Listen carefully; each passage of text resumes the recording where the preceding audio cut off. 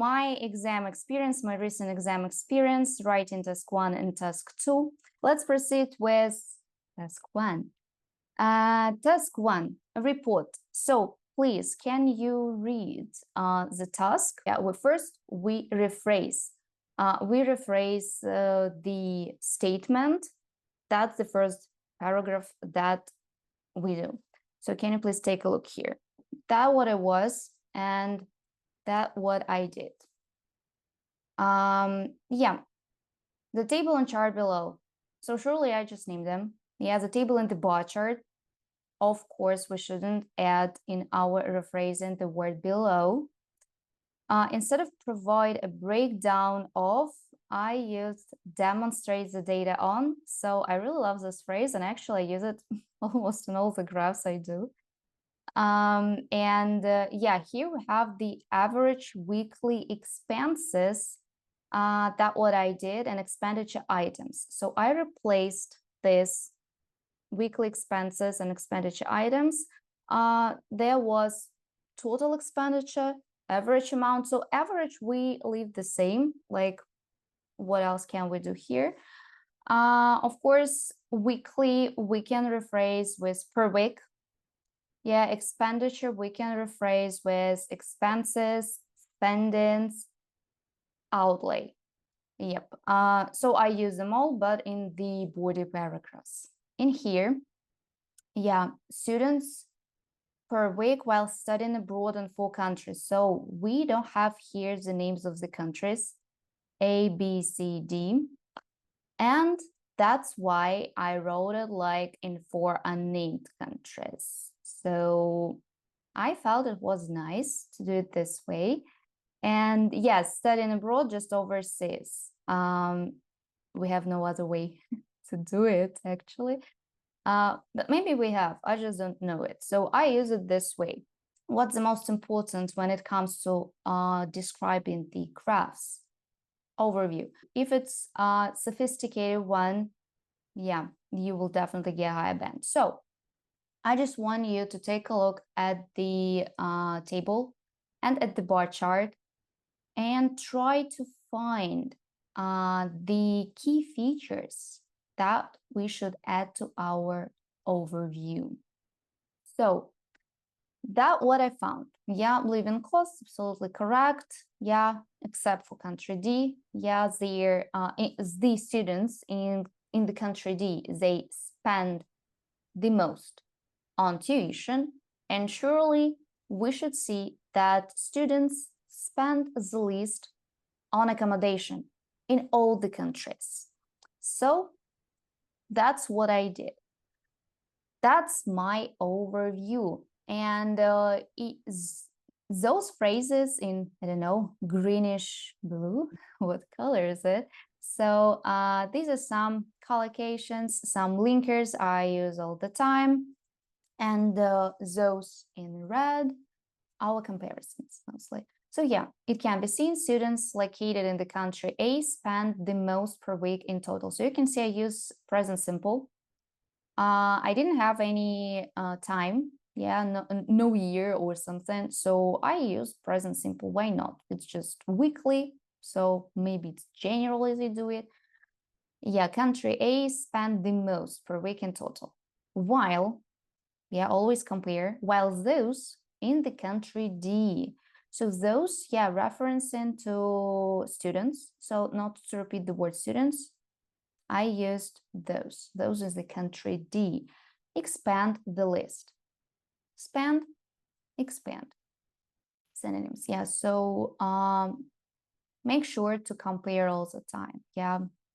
So here I compared country A with country D. Yeah, that was about the table. And yeah, as we know, we shouldn't add data in our overview, just key features.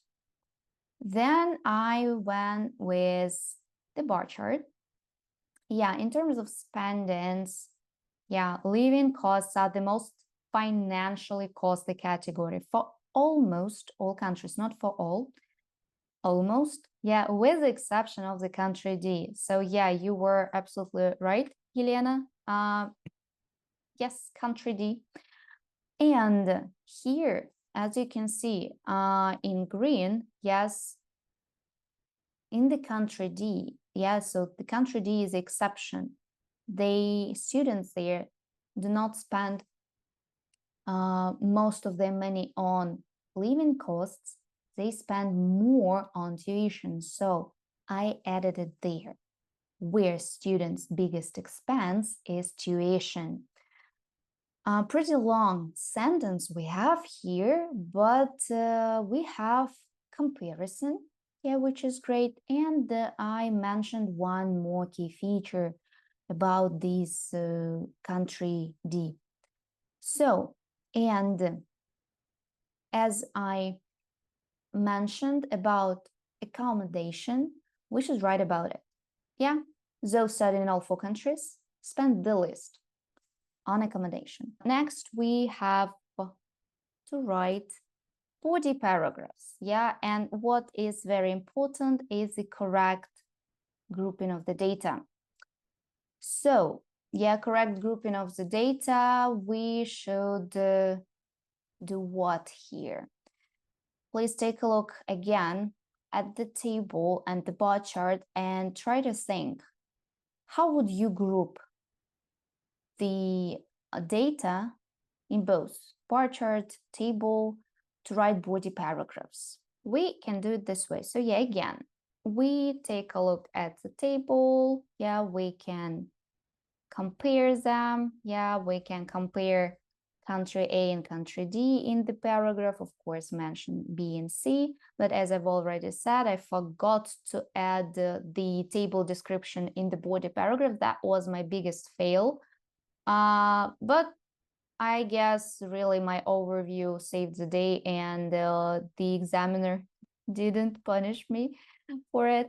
So when it comes to the bar chart, I believe that one of the best ways is to group tuition and living costs all together, compare the countries, yeah, the highest, the lowest, yeah, and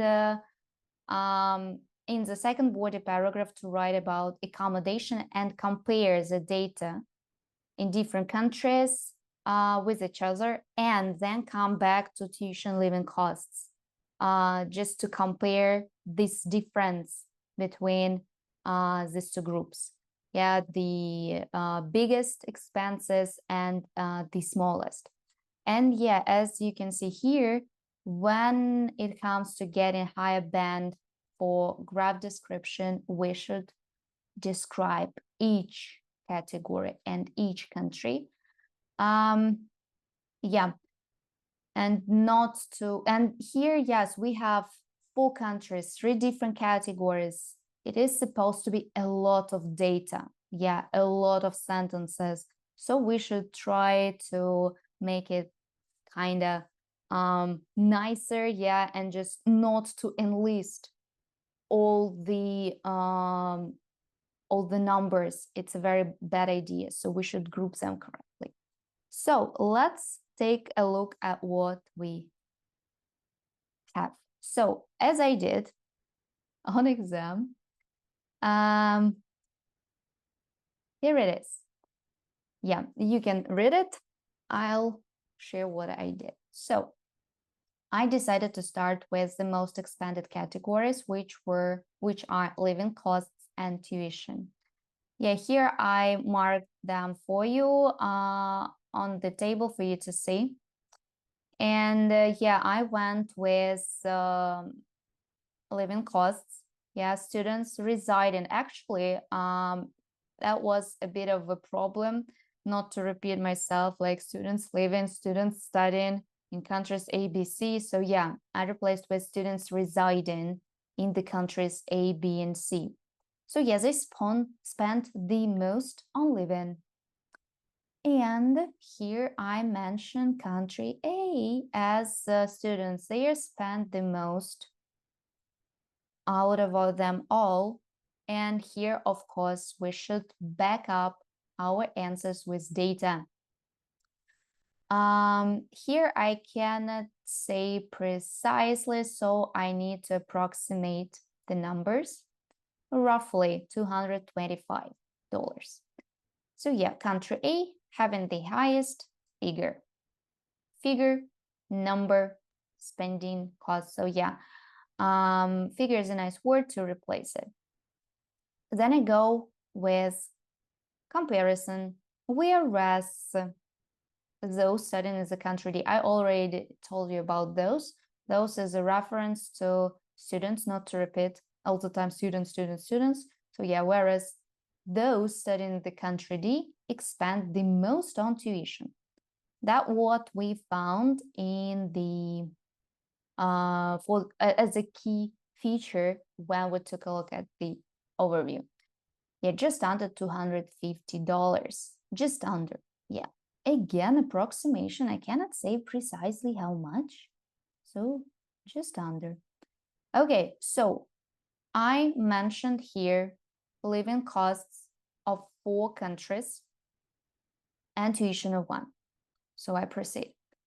Similarly, likewise, when I go to compare some alike countries, I use a similarly or likewise, yeah, country B, students outlay. Yeah, I told that this word expenditure we can replace with expenses, spendings, and outlay. So their outlay on living almost equals country A's on tuition. So here you can see I compared country B's living costs with country A's tuition. Why not? Because they almost equals. So yeah, and we can see it on the bar chart. Yeah, that like about 350 the country A, yeah, and like tuition, I don't know, like how much. Okay, I'm a little lost with numbers. So yeah, country A is on tuition 350, yeah, and with the former expanding. So with the former meaning country B, slightly less on tuition, so 325. Around, again around, so we cannot say for sure how much, just yeah, like this. Yeah, with the former, very nice phrase to use. With the former, like for the latter, we have with the former expanding. Yeah, when we go with participle clause, why not? Here again, I compared B with A and 2 different categories. So yeah, we should compare all the time. Every single sentence should be about the comparison. So, and then logically, I should go with countries C and D. As for the countries C and D, yeah, so some introducing introducing phrase to let know the examiner what I'm going to write about. So students who study in C spend just over $250 on living. So yeah, just over. Okay, like maybe 225 or 200, not 75, things like this, but yeah, just over. I don't have to write exact numbers here. And precisely 250 on tuition. So here precisely, here I can see that it's just exactly 250. So I wrote about 2 different categories of country C. Then I should compare country C with country D. Obviously, students from D spend almost half as much as those. I really like this structure. I really like and hate at the same time because it's pretty illogical for me.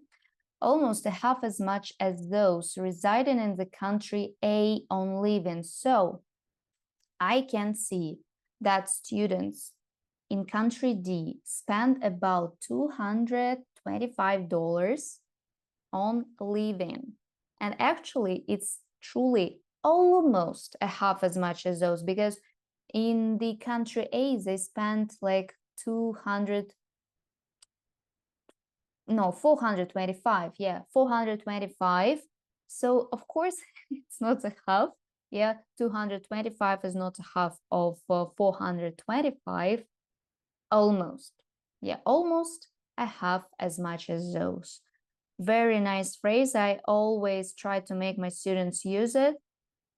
And if it's a good idea to compare. Here, that was, I believe, a nice idea to compare country D with country A, because yes, the difference is huge here between them, almost a half as much as those. All right, so the next.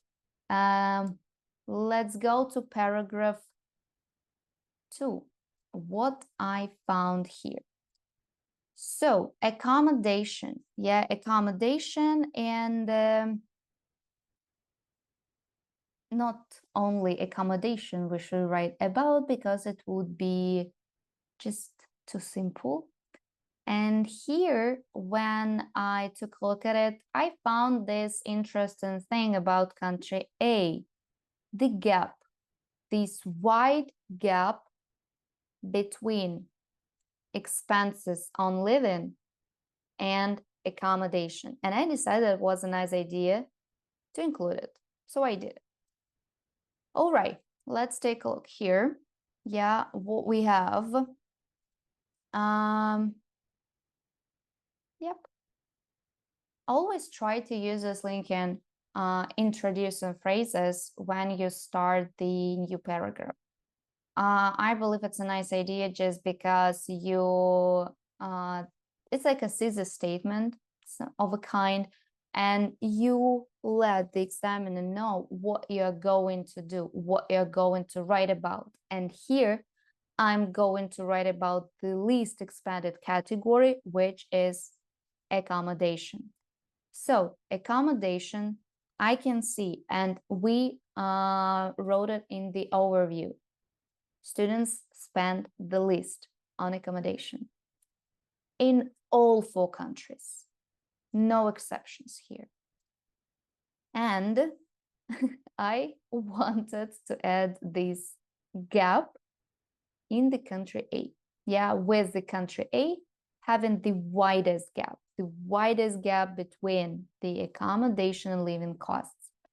Because if you take a look at the bar chart, it's obvious that in all the other countries, there is no such a gap between the expenses. Yeah, country B, yeah, pretty like the difference is pretty the same. Country C, difference is even less. Country D, a little bit weird in here, but still not that much of a gap like in the country A. So I decided, I thought like that it was a very nice thing to add in the body paragraph. So I added, yeah, widest gap about 220, yeah, on accommodation, and roughly 425, yeah, on living costs. So yeah, country A done. Then, yep, I say about accommodation outlay in country B, which is the biggest, yeah, out of them all. So yeah, we can see country B has the biggest outlay on accommodation. So I mentioned it, but I need to compare again. So I compared it with country C. Whereas, yeah, students in C pay for accommodation marginally less. So less as opposed to the country B, yeah, with the figure standing at, again, figure, not to say the number, figure standing at just over 200 for the former. For the former, meaning country A, and exactly 200 for the latter. So yeah, 200, that is country D, 200 for the latter. This phrase, for the former, for the latter, we can use not to repeat this country A and country D. And it's, I guess it really feels advanced. So, yep, just try to use it. There's for the former, for the latter, to avoid repetition, to show that you know some difficult advanced structures. And yeah, my advice is to try to write about each category. So I never let myself write the report for more than 18 minutes because we still have time for an essay. We still need to have time for an essay. An essay is more important. We know that it's like 2/3 of our band. So probably that's why I was in a rush and I forgot about the table. As I've already said, I truly forgot to write. I missed it, but if I didn't, I would do it this way.